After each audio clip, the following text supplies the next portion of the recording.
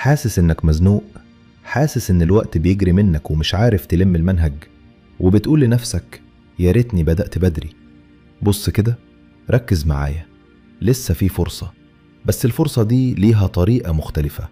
السر كله في كلمتين: الوقت والتركيز. القاعدة الأولى: النوم. أول حاجة بنضحي بيها دايما هي النوم، وده أكبر غلط.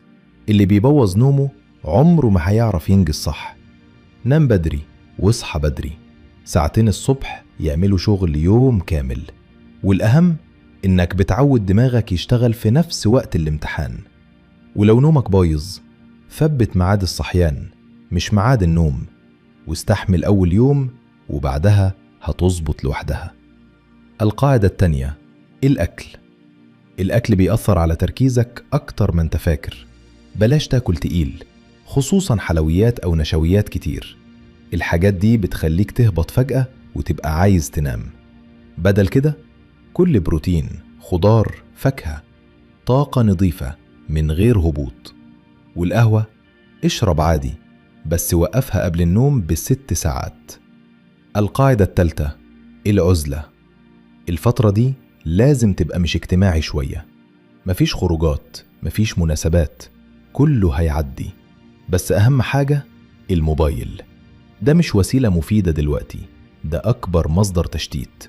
اقفله أو سيبه بعيد عنك. ولو بتذاكر PDF اطبعه. المذاكرة على الورق تركيزها أعلى بكتير. القاعدة الرابعة: المهم الأول.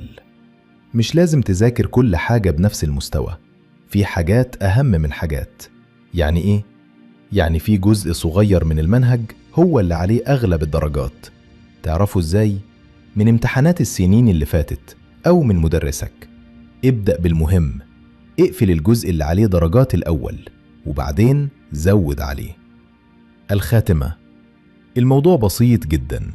نام كويس، كل خفيف، ابعد عن أي حاجة بتشتتك وركز على المهم، وهتنجز بشكل مش طبيعي. قوم دلوقتي، اقفل الفيديو وابدأ. ربنا بيوفق اللي بيسعى واللي بياخد الموضوع بجد. ما تنسوش يا أصدقائي تعملوا لايك واشتراك في القناة، واكتبوا لنا في التعليقات عايزين نتكلم عن ايه الفيديو اللي جاي.